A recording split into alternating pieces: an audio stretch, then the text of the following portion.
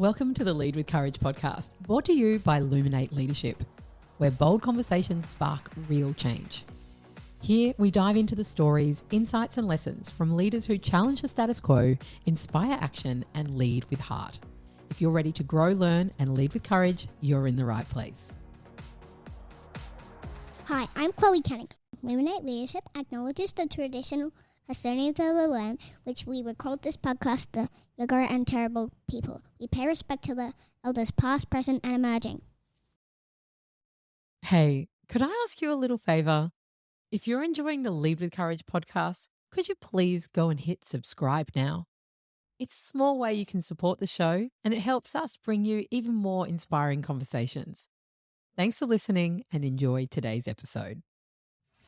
Welcome to this week's episode of Lead with Courage. Our guest today is Melissa Marsden. Mel is a workplace strategist, business coach, author, and podcast host. She's absolutely passionate about advocating for creating businesses and workplaces that genuinely support the people within them. Mel is the kind of person who walks into a business, speaks to the leaders about their workplace, what they want to get out of it, and then literally designs the physical workspace, the strategy behind it, and the deployment and the change management for the people in the business. That is all through her work at Community, a large and government organisations strategically designing their workplace environments. In this conversation, we talk about the importance of space and workplaces. And so no matter how big or small your workplace is, there's something to take away from here. Also, Mel kindly and generously discusses her own life experience of living with courage and how she's now really leaning into mindfulness practices as a business coach and how that's completely changed the trajectory of her life. I love this conversation with Mel, and I hope you do too. So a huge welcome, Mel, to the Lead with Courage podcast. It's a delight to have you here. Thank you for being here today. Thank you for having me. It's a really great honor to be here in your presence and joining you on the podcast. Thank you. Thank you. As you may know, the first question we ask all of our guests is exactly the same, and that is, what does Lead with Courage mean to you? Now, I've been pondering this question, and for me, I think it's really about doing the hard things, because I think having courage isn't something that comes easily to a lot of people. I think it takes practice, and it means that you've got to often step out of your comfort zone and do things that don't feel natural, don't feel easy, but are the right things that need to get done. And this is something that I think I've had to work at and to get better at over the years with lots of practice, but I think I'm getting there, and I'm really leaning into stepping out of that comfort zone and doing the hard things when they're the right thing. Not always easy. No, Always absolutely worth not. it. Yeah. Always worth it. Thank you. I love that answer. And it really probably is going to take us where we want to go today in part of our conversation. And I'd love to give our listeners a bit of an insight into who you are, what you do, the business that you run, and also some of the, I guess, the thought processes or the design behind it. So work by design, life by design, and how you found yourself here as well. So where do we start? Tell me a little bit about who is Mel? Okay. So I think first and foremost, I am a mum. I have 3 lovely little children. I have a 12-year-old daughter. Oh, sorry. Let me start that again. She's not 12. She's 14. Oh, wow. So a couple of years ago, who was Melissa? Yeah. So no, I have a 14-year-old daughter, a 6-year-old daughter, and a 2-year-old son. So a nice big spread of children there. So they keep me very, very busy. Aside from that, I'm also the founder and director of Community, and we're a workplace strategy, design advisory, and change leadership studio based here out of Brisbane, but we serve clients all over Australia. So we've had some really great clients in Perth and Sydney and Melbourne, which have been a delight to work with. And to be able to do that from here, I think is really cool. So what we really do in a nutshell is we help organizations really optimize their workplaces to enhance their employee experience. So that's kind of like the overarching piece. The way that we go about doing that is through the first step, which is the workplace strategy, which is really helping the organization understand at their core who they are, what they do, what they're about, where their strategic goals are, what their purpose is, their values, and how all of that really needs to come together to create a workplace. So a lot of the time we'll have clients come to us and go, we've got a lease expiring, we need a new fit out because we've got to put, bums on seats in a new workplace. We take them a few steps back and say, okay, well, let's actually look at your business, because until we understand you, what you're trying to do, what you're aspiring for, the people you employ, what you're asking them to do, we can't design a workplace that's going to enable that. So a big part of that is really getting to the core of who they are, and what that means is really looking at their brand essence as well, because we want to create an environment that reflects who they are. It helps align and attract the right clients and the right people into the business.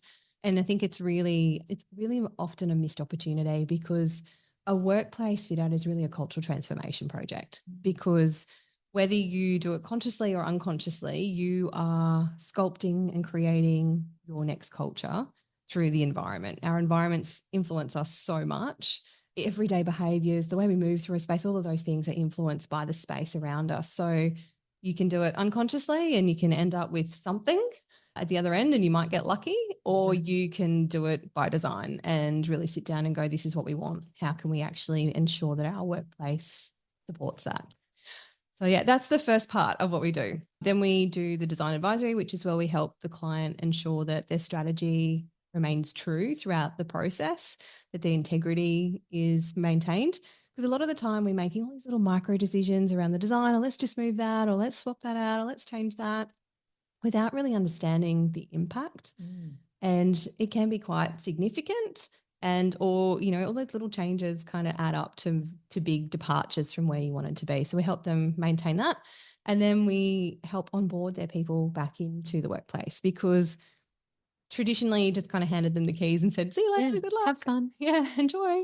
Whereas a lot of the work that's happening these days with desk sharing and activity-based working and new ways of working is that people really need to understand, what are the etiquettes? What are the expectations? How does this impact me? What's happening with my team? Where are they? So understanding all of those operational requirements of the physical space to make sure that they're optimizing that.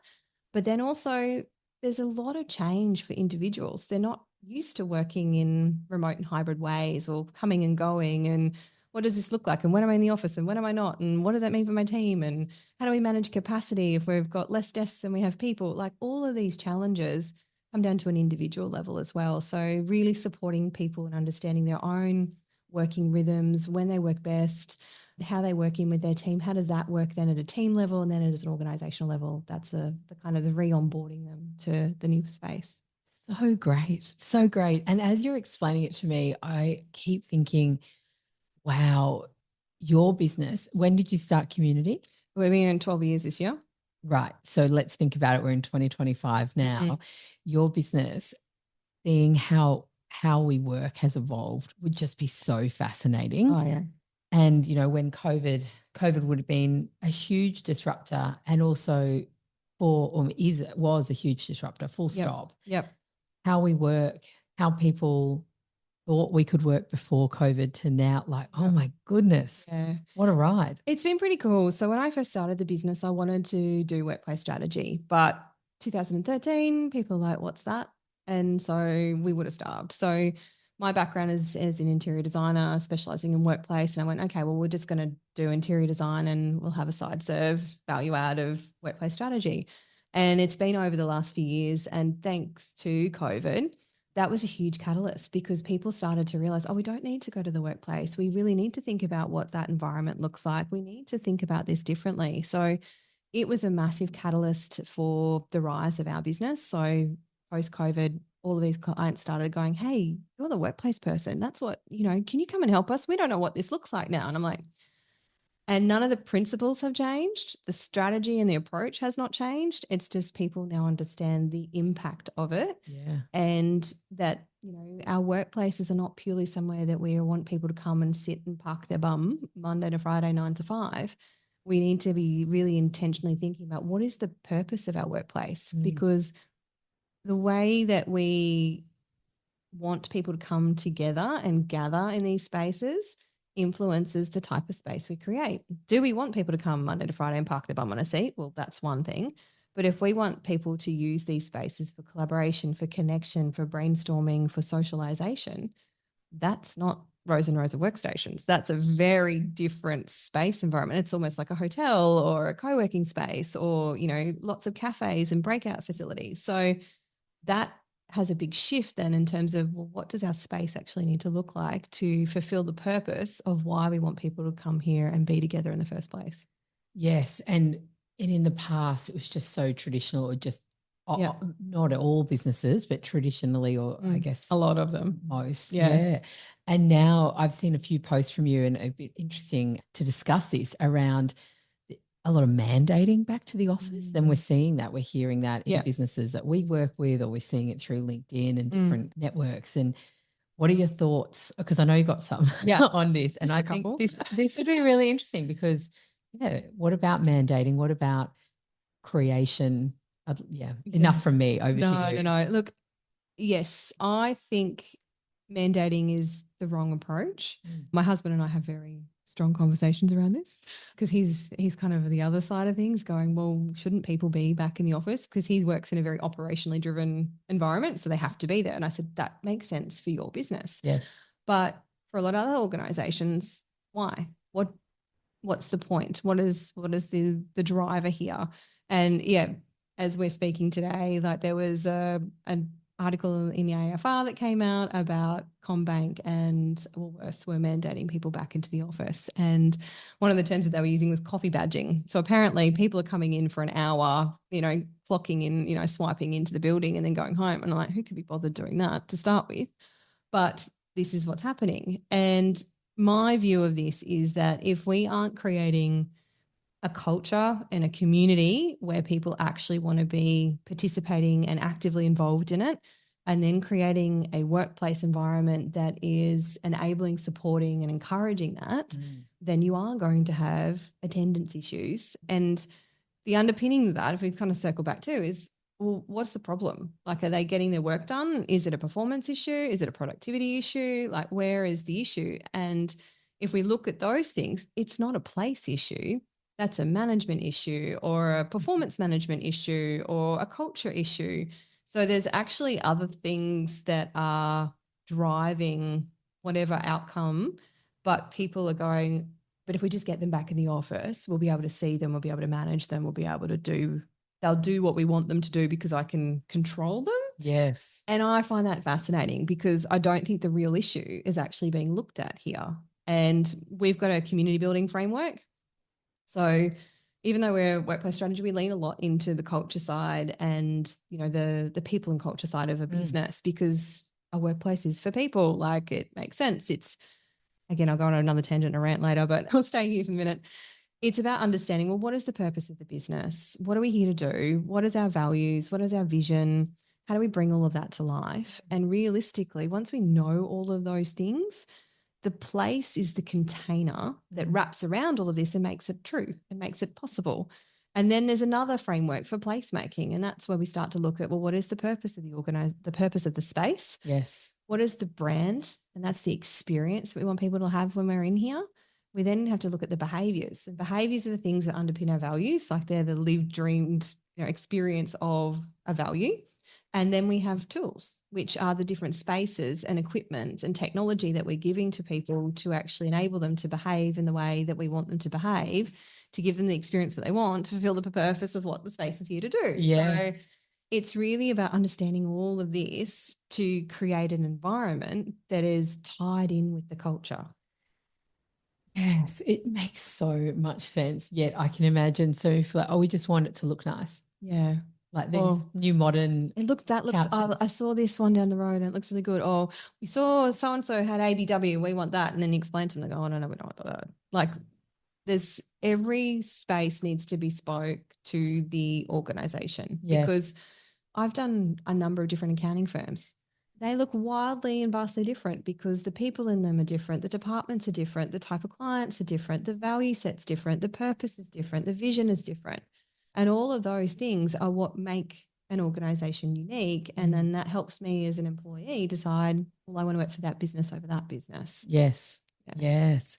If we've got someone listening here today that isn't the leader or the owner of the business and they're like, okay, what's one thing that I can do to create something more meaningful in my environment. Have you got a tip or a thought there? It depends on the environment they're coming from or that they're in. I think really thinking intentionally about what is the activity that I need to do and what is the space that is going to best support me in doing that activity. So if I think about it from that cultural change piece, when we're re-onboarding people into the space and helping them figure out, well, how do I work in this new environment? It's thinking about, well, where do I need to go to do this type of work? So if I need to read a report or write a report or do some really deep concentrative work, the best place for me to do that is going to be in a quiet, enclosed, uninterrupted space. That might be at home. That might be in the office. It might be in a quiet room, depending on what is available to you. It's thinking about, well, how can I get the right environment to support me to do that? Now, from a space perspective, a smaller room with a lower ceiling is actually going to enable you to focus and concentrate better than a vastly open space with very high ceilings.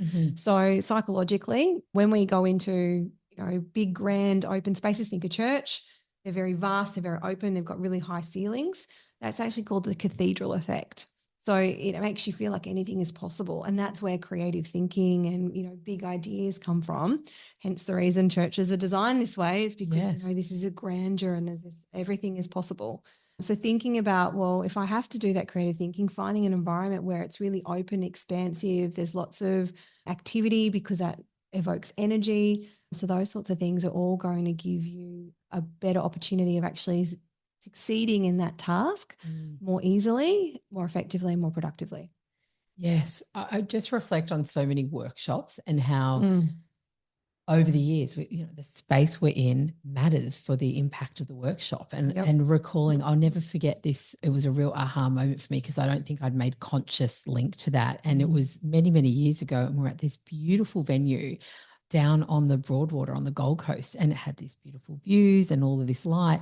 It was a huge room. And I think we had about 8 of us there. And it just felt really flat the whole day. And I walked away thinking, what was it? Like it really was this stunning, beautiful. And then I realized for the first time, had this penny drop of the space we're in matters. And from that moment, from a facilitation perspective, you've got limited control over what's in the space, but you do have some influence around that. And it really hit me going, if we want the right energy, we've got to really be intentional about what's around, or even if it's out of your control, how do you make it work in that environment? Like what can you do in this moment? And I wonder how often people might just say it's fluffy. Yeah.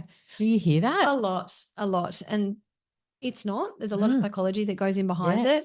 And that's also why, particularly when people are working from home and we have these big empty offices, or people have assigned seating and, Joe's down that end and Mary's down the other end and Sally's over in the other corner.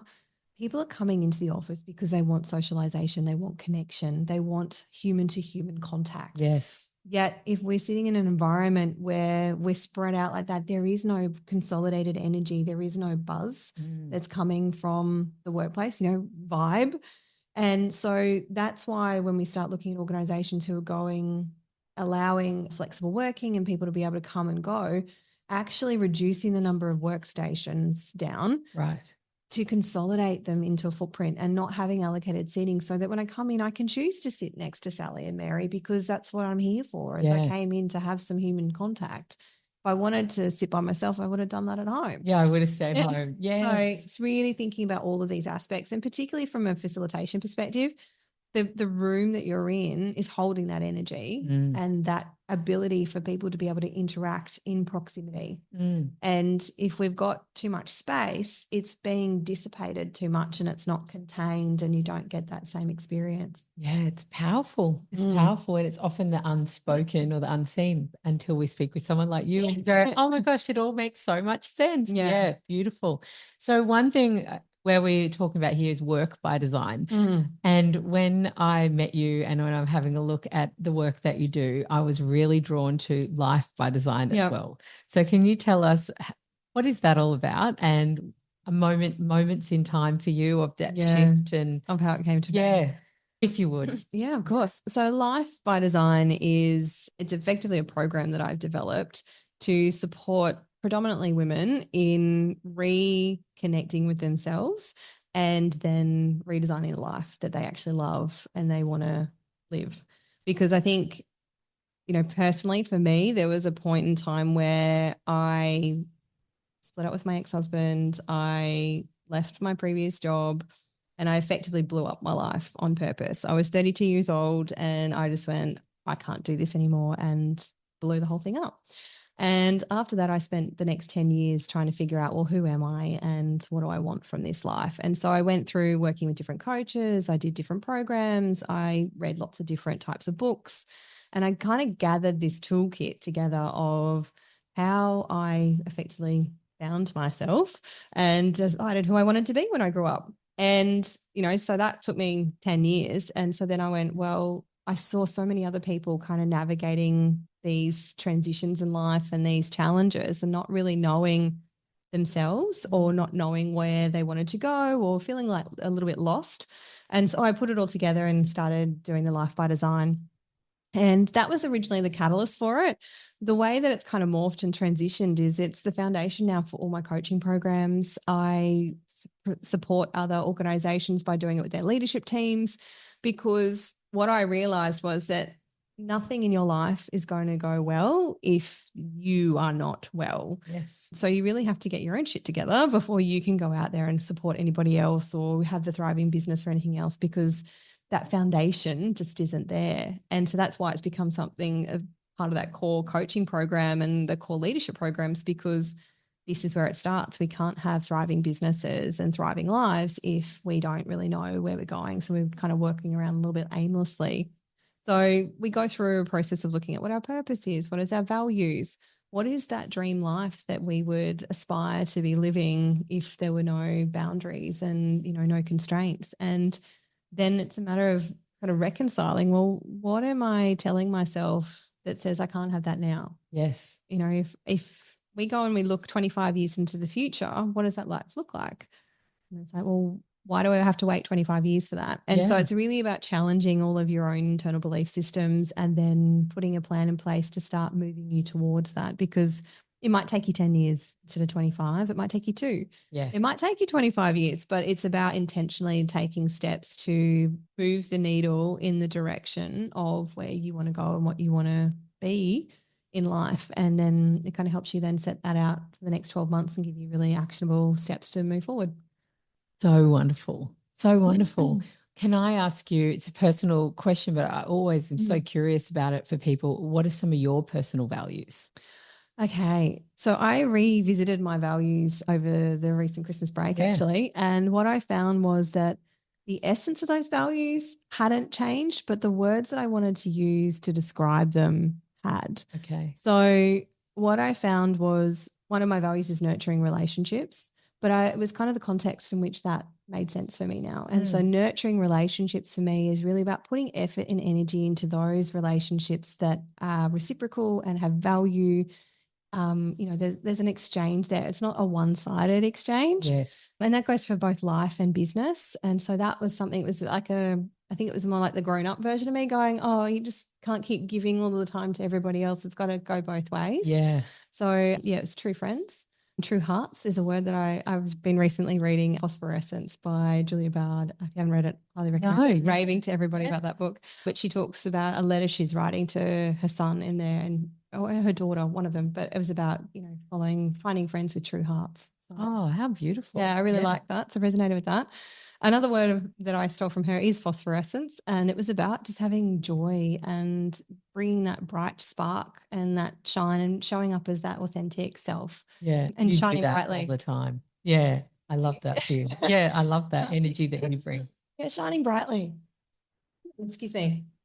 And that was something that I think I've smothered a bit. And particularly when I was going through that process of blowing up my life and having to find that was something that I had realized I really didn't have a true sense of value in myself and what my values were. So I had a business coach that said to me, what are your values? And I sat there and I looked at her and I'm like, what are values? What do you mean? What are those things? And so I went on this whole process of trying to figure it out. And now I've got a process that I share because it worked for me to help people unpack and discover their own values. And so, yeah, phosphorescence is one of them. It's a life of adventure. I love to get out, explore new things, try new things. And when I'm not, I realize how flat I feel because I'm not feeling that inspiration. I'm not getting out there and seeing the world in new and different ways. Yes. And another word that I've put in there this year that has started to shape things so differently for me is devotion. And that is more about being conscious of what works for me and make sure that I'm nurturing myself. So you might call it self care or other things like that, but it's what are the things that are actually going to nourish and support me? And how do I create that to be this more the devotional practice? So that's about, being really conscious about how I'm behaving, the actions that I'm taking, things that I'm doing to nurture myself, that well-being aspect as well. So yeah. Stunning. That is actually my husband's word of the year, Yeah, devotion. devotion. Yeah. So beautiful. Yeah. You've inspired me. I'm going to reword, similar to you. Yeah. I've sat with values and redone them for many years. And in tough moments in life, Yeah. they've absolutely been the anchor point or pointed me in the right direction, helped me make decisions. I think I'm going to reword them a little just to, I don't know, bring them into how I am in current life rather than the word on the page that you select it from. Just give it a little bit more personality, but the same essence essentially. Yeah, that's beautiful. I put mine in context. So mine's like to live a life of devotion. So I put it into a statement to help me, like an I am statement. Yes. Helps to give it some life and some direction. And then I've kind of got like a couple of words that sort of sit underneath it to help give it context and remind me of what I'm actually working towards. Beautiful. Where do you put them, or how do you find you remind yourself of them? So we actually create a poster. So as part of I'm getting all your secrets my for your secrets, session. Yeah. So as part of the Life by Design process, but also what I do with my team is we do a series of personality profiling, we do our values, we do all these other bits and pieces, and then we create a poster. And so the posters go up on the wall and they're shared. I've got one in my office at home and we've got one in the office but it's a way that we can then sort of communicate with each other too. Is like, well, this is my DISC profile, this is my strengths, these are my love languages, and then here's my values as well. So what's important to me, and that's how I kind of remind myself. But because my words are fresh, they're a little bit, they're still coming and still living into it and still kind of being a daily reminder for me. That's so good. If you were to open that cupboard over there, there are some old, not quite a poster, but on flip chart paper, we have done similar workshops in our teams as well. The This Is Me, we called it. And it was the same, all the love languages and your working genius and your DISC and your HVDI and all the profiles and just layer upon layer. What's your almost your operating manual. But this is me, we call it. And I love it. I think it's so powerful, even just to re-remind yourself and then ask yourself, am I actually living in alignment to this? And when things sometimes feel we fall hard, out. it's like, well, why is this hard? Or am I trying to do something that isn't actually one of my strengths? Or, I'm living in that adaptive state, which is why I'm exhausted. So really being, reminding yourself and going, oh, that's right. This isn't how I'm meant to be doing these things. Yes, it is so powerful. And if you don't have that grounding to begin with, then we just run through, like you say, it's life by design. Otherwise, we're on life by default and we're just running. And we wonder why we've run out of energy. And it's not around, I believe, it's not about not being able to work hard or run fast or the energy we have to do the work we want to do and live the life we want to live, but it's how are you managing the energy? That's the key. And that's a big part of it as well, like knowing what lights you up and what drains you, because if you're constantly doing things that are draining you and you're not doing anything that's filling up the tank, then you're going to get very exhausted.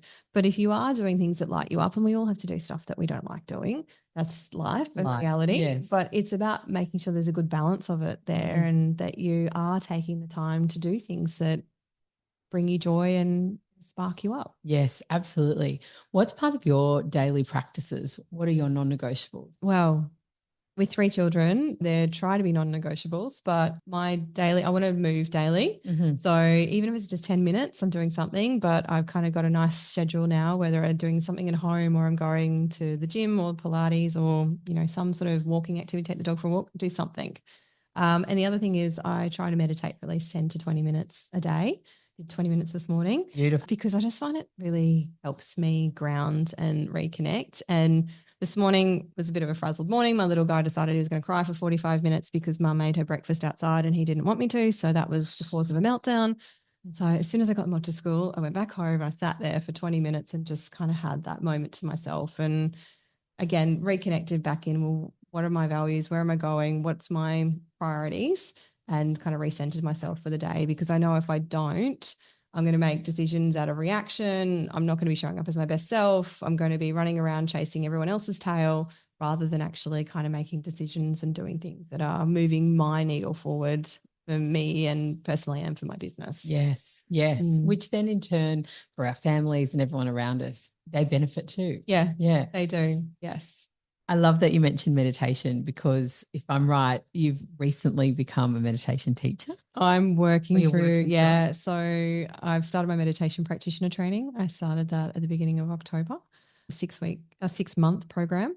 So yeah, I'm well and truly getting through that now. And it has been something like I couldn't sit there and meditate for 2 minutes previously. And I did a retreat in September last year and kind of went, this is pretty magic, and went, right, I need more of this. And I kind of left that retreat going, how do I keep this feeling? Like, how do I stay with this? Like, not just go home and revert to the old ways and kind of just get drawn back into the hustle and bustle of life. And I went, oh, I'm going to do this. So it was a way of me also committing in that devotion piece to go, this is what I'm going to do the next sort of 6 months to kind of keep me and learn these tools, skills myself.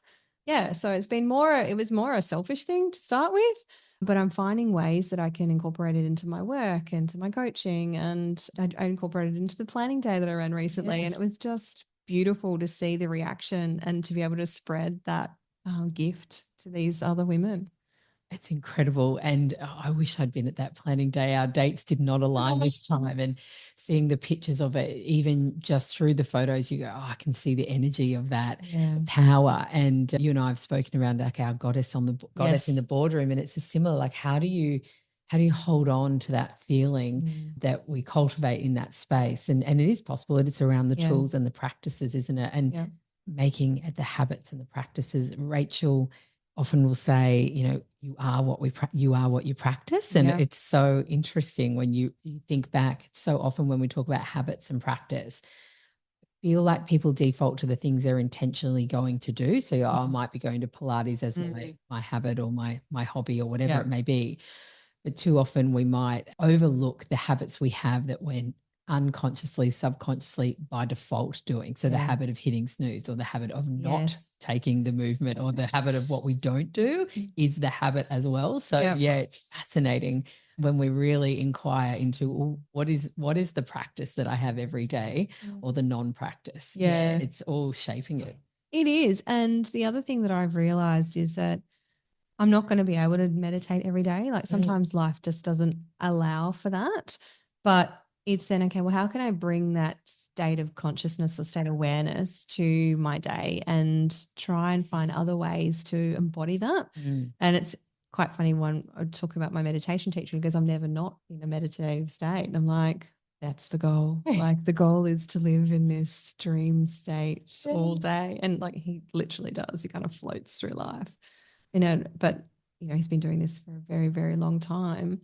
And so learning from someone like that and seeing it embodied the way that he does is quite magic, to go, oh, this is actually possible. And so when my little one is having the 45-minute meltdown, it's like, okay, how do I make this meditative? And how do I not let his behavior like influence my nervous system and cause a stress response in me? So being really conscious about what's energy I'm allowing to impact me and putting this little protective bubble around myself.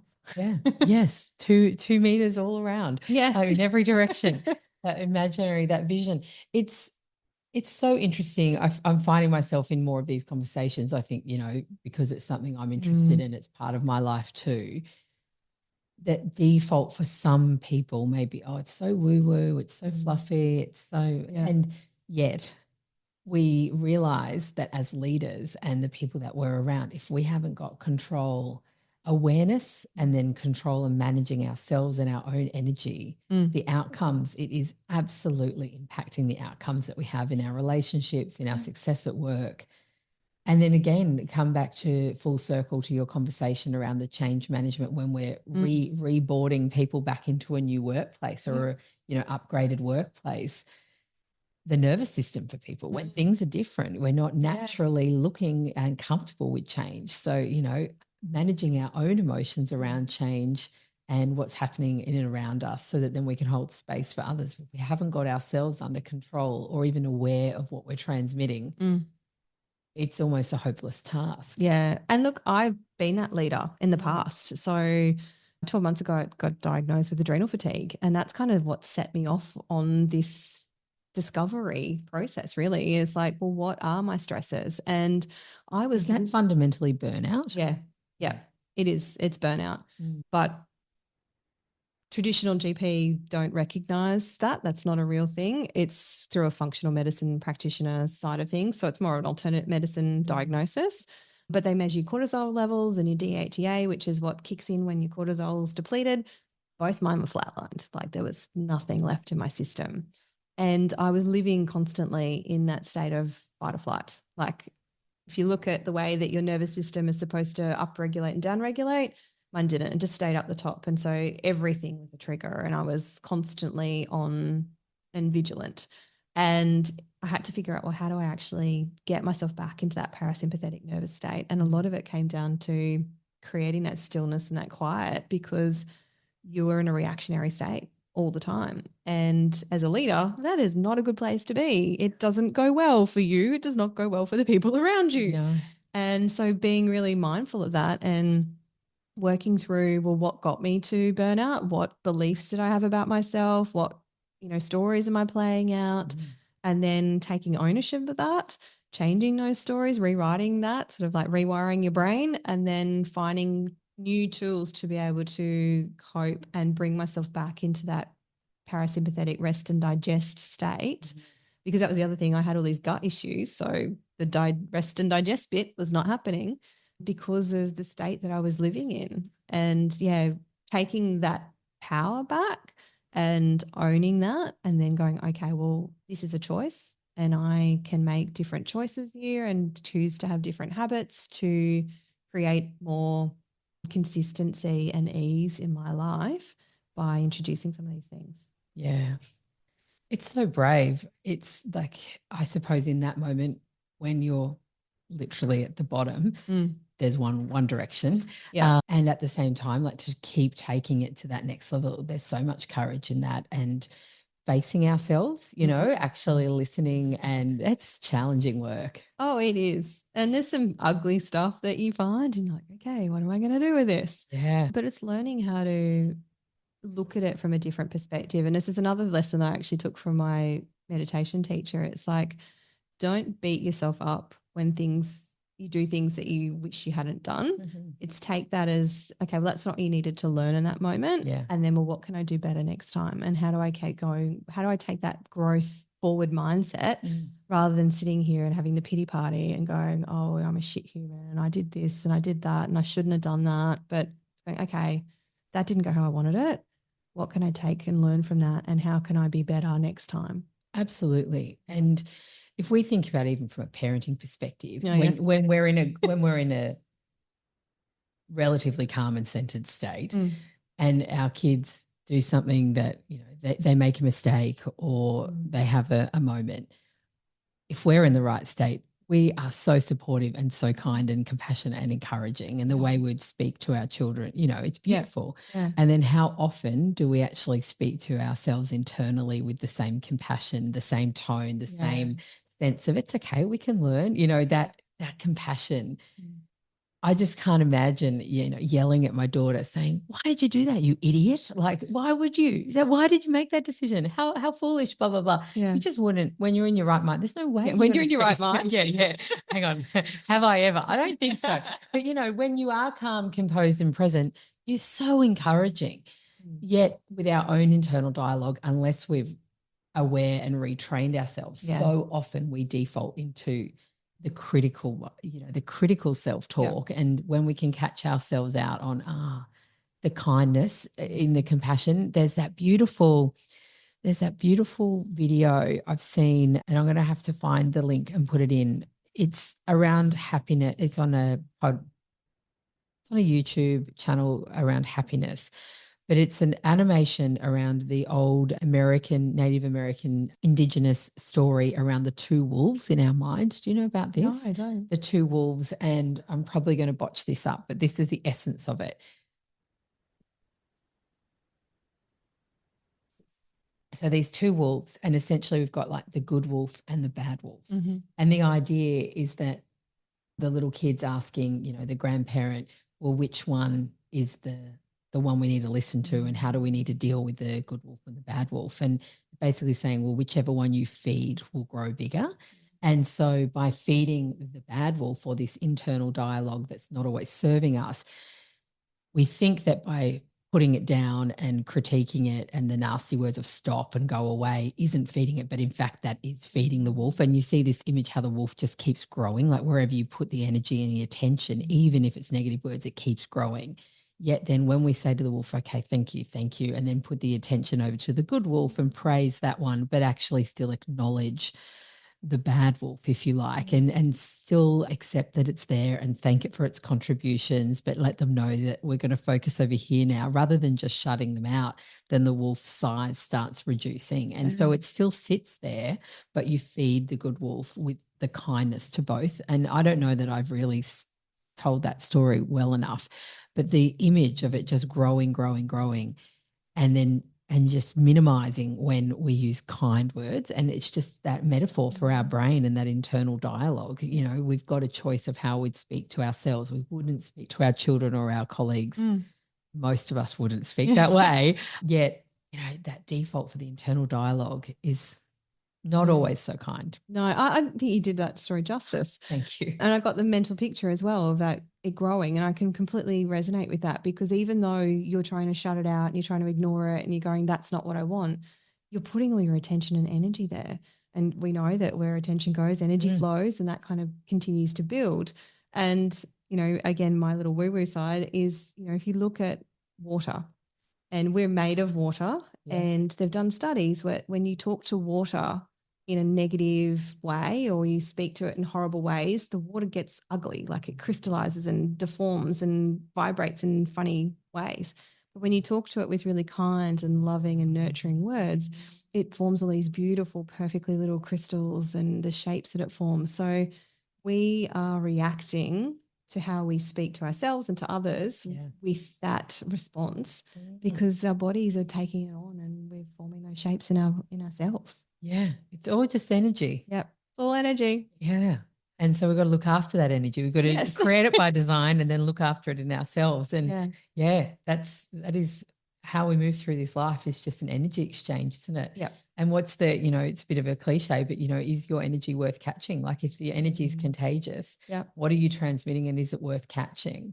The last podcast we had, we were speaking around that same thing, around the energy you bring in. You are responsible for the energy you bring in. Yeah. And then another chat was from Shay from the Good Night Company, and they are all about sleep, So it's like, well, if we're not honoring the need for good quality sleep, then how are we impacting our energy? Yeah. And that cycle of our wellness and well-being, is it chicken or the egg when it comes to sleep? But anyway, that's another conversation. But it's the foundation. And that's another thing that I teach, is that if you're looking at your energy management, your sleep is the number one thing. If you're not getting good sleep, and that was a big part of why I ended up in burnout as well. My little 2-year-old was not sleeping. He was waking up 5 times a night.